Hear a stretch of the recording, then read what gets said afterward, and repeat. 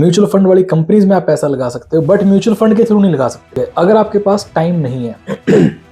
Mutual fund सबसे बढ़िया long term के लिए लेने पड़ेंगे। म्यूचुअल फंड शॉर्ट टर्म के लिए बिल्कुल भी नहीं लेना।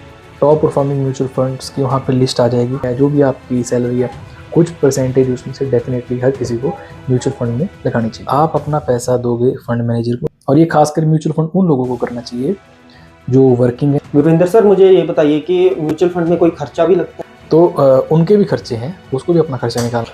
सर, एफडी और म्यूचुअल फंड, एफडी सिक्योर तो है? एफडी का जो रिटर्न है वो 7% है। जैसे आप इंडिया में हो, आप डायरेक्ट यूएस की कंपनीज में पैसा लगा सकते हैं। देखिए, अगर आप एसआईपी के थ्रू म्यूचुअल फंड में पैसा लगाते हो, म्यूचुअल फंड में पैसा लगाने के दो तरीके। ये मार्केट इस टाइम पे हाई पे है, इसका प्रॉफिट है, उसका लॉस भी है। म्यूचुअल फंड के कुछ लिमिटेशंस हैं। कुछ म्यूचुअल फंड ऐसे हैं जिसमें आपको लॉकिंग पीरियड मिलता है। सर नमस्कार दोस्तों, आपका मेरे चैनल पे स्वागत है। क्या हाल चाल है? होप कि आप सब बढ़िया हों। पहले मैंने आपको गुरविंदर सर के साथ मिलवाया, उनसे शेयर मार्केट की बात की, बिगिनर्स की बात की, फिर उसके बाद फ्यूचर ऑप्शन की बात की।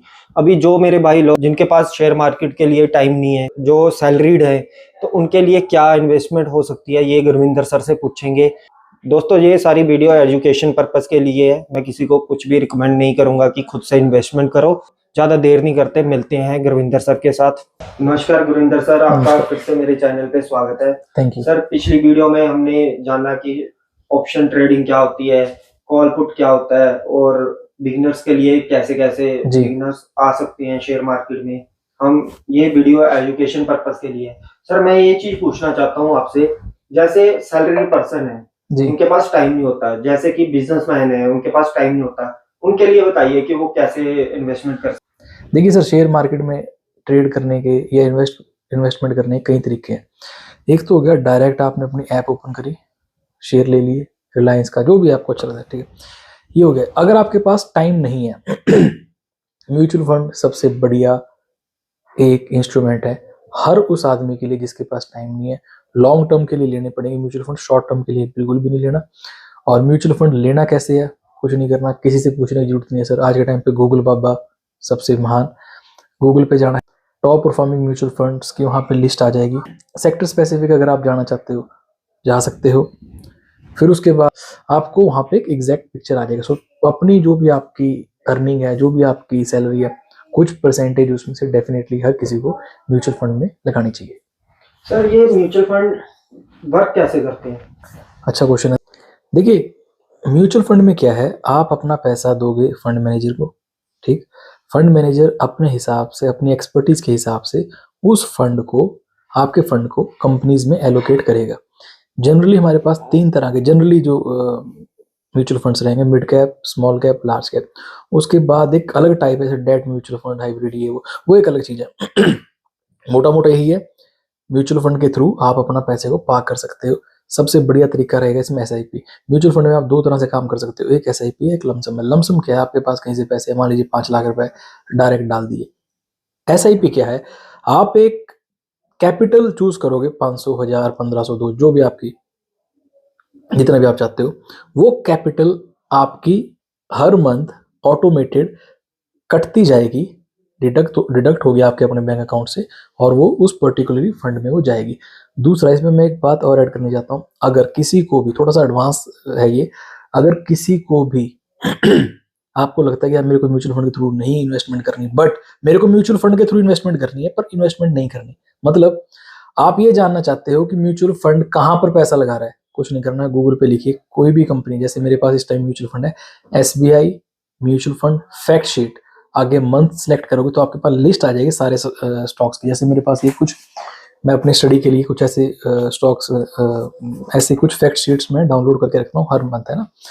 जैसे जैसे ये एसबीआई का मेरे को सबसे अच्छा फंड लगता है, एसबीआई चिल्ड्रन बेनिफिट फंड है ये। जब आप इसको गूगल करोगे, इसकी फैक्ट शीट डाउनलोड करोगे, तो इसमें आपको सारी कंपनीज आ जाएंगी जहां जहां पर म्यूचुअल फंड ने अपना पैसा इन्वेस्ट किया हुआ है। आप स्टडी पर्पस के लिए इसको देख सकते हो।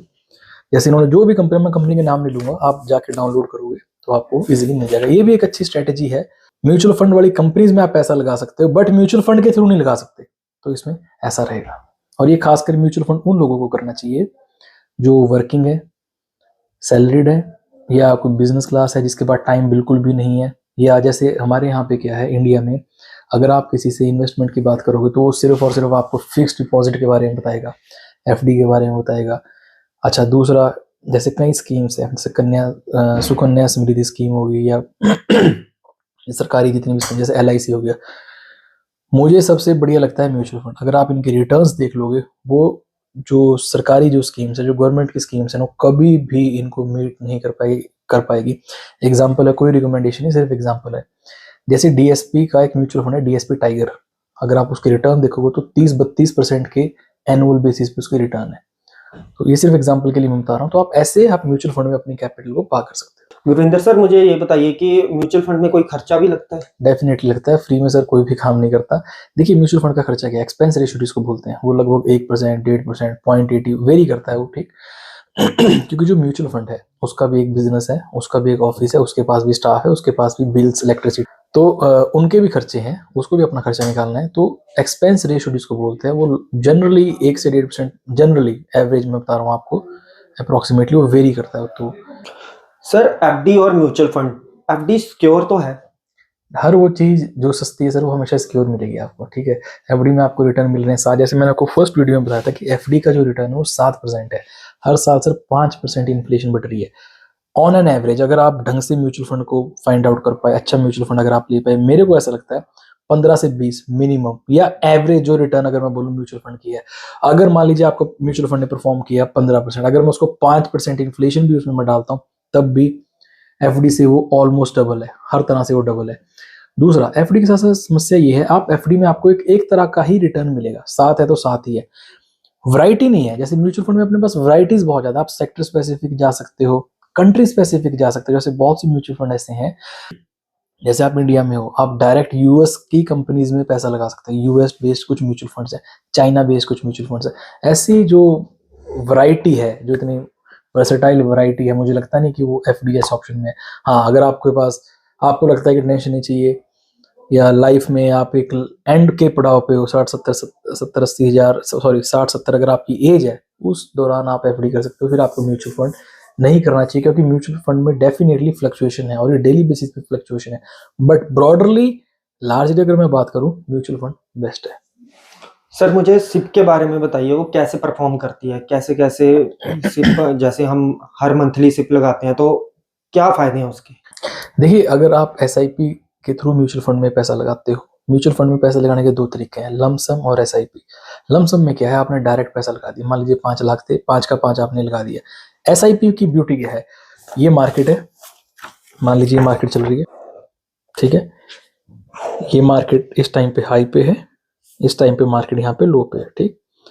अब अगर आपने लमसम किया, मान लीजिए आपने लमसम किया, सपोज करो आज है 4 जैन, आज सैटरडे, लेकिन मान लीजिए आज मार्केट वर्किंग है, आज आपने सारा पैसा लगा दिया, और अभी सपोज करो जो निफ्टी का जो प्राइस है वो है 26,000, आप यहाँ पे ट्रैप हो गए, आप परमानेंट आप यहाँ पे ट्रैप हो गए। मान लीजिए कोई कल को कोई बैड न्यूज आ गई, कोई जैसे कोविड जैसा इंसिडेंट फिर से आ गया, या कुछ भी है, मान लीजिए मार्केट ने अगले 2 साल परफॉर्म ही नहीं किया, आपका जो कैपिटल है वो फंस गया, ठीक। दूसरा, आप अगर SIP करते हो, आज आपने SIP करी, मान लीजिए आपने हाई पे ले लिया, अगले दिन आप, अगले मंथ आपने SIP की, वो यहाँ पे ले लिया, फिर आपने SIP की। SIP में होगा क्या, जनरली लमसम रहेगा आपका, एवरेज रिटर्न जो आप, सॉरी, एवरेज अमाउंट जो आपकी बाइंग की रहेगी SIP में ज्यादा अच्छी रहेगी। एग्जाम्पल के तौर पर बता रहा हूँ, मान लीजिए एक फंड है, या मान लीजिए कोई स्टॉक, एग्जाम्पल के लिए स्टॉक बता रहा हूँ, स्टॉक का प्राइस है 20 रुपए, ये उसका हाई है 10 रुपए, आप SIP कर रहे हो, इसमें आपने 20 पे भी लिया, आपने 10 पे भी लिया, तो जो इसकी एवरेज आएगी वो 15 रुपए पे आएगी।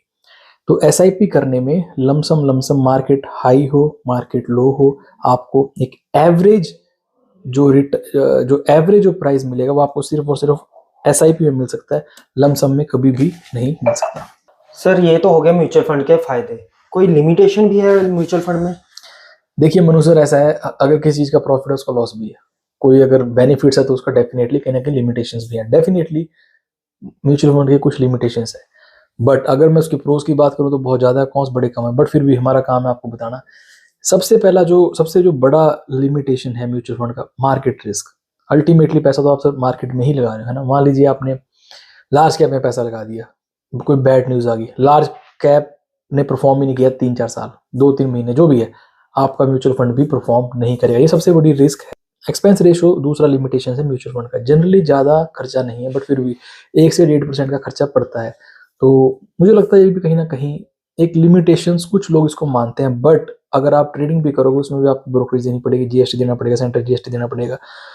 तो मेरे हिसाब से ये सही है, कोई ज़्यादा, मैं इसको ज़्यादा बड़ा अमाउंट नहीं मानता, बट सम पीपल आर, उनको ऐसा लगता है कुछ लोगों को कि ये एक लिमिटेशन है। तो ठीक है, इसको लिमिटेशन आप मान सकते हो। कुछ म्यूचुअल फंड ऐसे हैं जिसमें आपको लॉक इन पीरियड मिलता है सर। लॉक इन पीरियड का मतलब है आप जैसे 3 साल के लिए आप अपना म्यूचुअल फंड नहीं बेच पाओगे, ठीक है। ज़्यादातर lock in period tax saving वाले म्यूचुअल फंड्स में ही होगा। अब उसमें प्रॉब्लम ये है, मान लीजिए आपने 2025 में इन्वेस्टमेंट करी, 2026 में सपोज करो कोई कोविड जैसा कोई दोबारा आ गया, आप अनफॉर्चुनेट थे, आपने 2025 में इन्वेस्टमेंट करी, 2026 में वो न्यूज़ आई, आप अपनी कैपिटल को निकालना चाहते हो लेकिन आप निकाल नहीं पाओगे, या आपको पैसे की आज अर्जेंसी, आज चाहिए आपको पैसा, नहीं निकाल पाओगे आप। ये एक लिमिटेशन है। चौथा लास्ट बट नॉट लीस्ट, कोई भी गारंटेड रिटर्न यहाँ पे नहीं है। जैसे एफडी है, हालांकि मैं एफडी के बिल्कुल अगेंस्ट हूँ, उसके फेवर में मैं नहीं हूँ, उसमें फिर भी आपको एक 7% तो आपको मिलेगा ही मिलेगा, है ना। आप अपने खर्चे उस हिसाब से डिजाइन कर सकते हो। मान लीजिए किसी आदमी ने 1 करोड़ की एफडी करी तो उसको लगेगा 7 लाख तो मेरे को मिल ही रहा है ना, अगर मैं सारे खर्चे खुर्चे निकाल के तब भी 5-6 लाख तो मेरे अकाउंट में आएगा। तो अपने आप को उस हिसाब से फ्रेम कर सकता है कि 5-6 लाख रुपए से मैं ये कर सकता हूँ, मैं ट्रैवल कर सकता हूँ, मैं शॉपिंग कर सकता हूँ। यहाँ पे ऐसा कुछ भी नहीं है। जनरली हिस्ट्री रिपीट इटसेल्फ, ऐसा बोलते हैं। अगर आप रिटर्न देखोगे, रिटर्न वाइज आपको एक डेटा मिलेगा, जैसे एक म्यूचुअल फंड ने पिछले 3 साल में 30% का ग्रोथ किया, वो बात सही है। क्या वो अगले 3 साल में 30% का ग्रोथ करेगा? नहीं, इस पे बहुत बड़ा क्वेश्चन मार्क है। बट फिर भी ओवरऑल इसके फायदे ज़्यादा हैं, नुकसान बहुत लिमिटेड है। तो ये बताना हमारा फर्ज था, इसलिए हम आपको बता रहे हैं। म्यूचुअल फंड लेकिन ओवरऑल सही है, इसको गवर्नमेंट भी प्रमोट करती है, इसलिए आपने ऐड देखी होगी क्रिकेट के मैच में, खासकर म्यूचुअल फंड सही है। जी मनु सर। अगर आपसे किसी ने बात करनी हो तो वो कैसे करें? देखिए, आप मेरे को इंस्टा पे डीएम कर सकते हो, एक व्हाट्सएप का नंबर हम यहाँ पे डाल देंगे, आप अपने को कांटेक्ट भी कर सकते हो। क्वेश्चन रेलिवेंट हुआ तो हम आपको अप्रोच करेंगे, और कोशिश ये करेंगे बात कम हो, व्हाट्सएप का रिप्लाई देना ज़्यादा ईजी है, बात करना थोड़ा सा टाइम का चैलेंज है सर। सर लास्ट में कुछ कहना चाहते हो आप व्यूअर्स को? देखिए, वैसे तो बहुत कुछ बोल दिया, बट मैं लास्ट में सिर्फ 2 ही बातें बोलूँगा। एक, ट्रेड विद लॉजिक। दूसरा, trade what you see not what you feel. जो आपको दिख रहा है उस पे यकीन करो, मेरे कहने से कुछ नहीं होगा। आपके फीलिंग की यहाँ पे कोई वैल्यू नहीं है, इमोशंस की कोई वैल्यू नहीं है, आपके ओपिनियन की कोई वैल्यू नहीं है। So trade what you see not what you feel. Thank you Manu sir for having me, बहुत बहुत धन्यवाद आप। तो दोस्तों ये थे गुरविंदर सर, जिन्होंने आपको पूरी एजुकेशनल वीडियो में पूरा बताया कैसे कैसे म्यूचुअल फंड ले सकते हैं आप, क्या ध्यान रखना पड़ता है। और Gurvinder sir certified stock broker हैं। अगर आपने इनसे मिलना हो, नंबर नीचे आ रहा है, आप इनसे बात कर सकते हैं और मिल भी सकते हैं अगर ये अवेलेबल हो।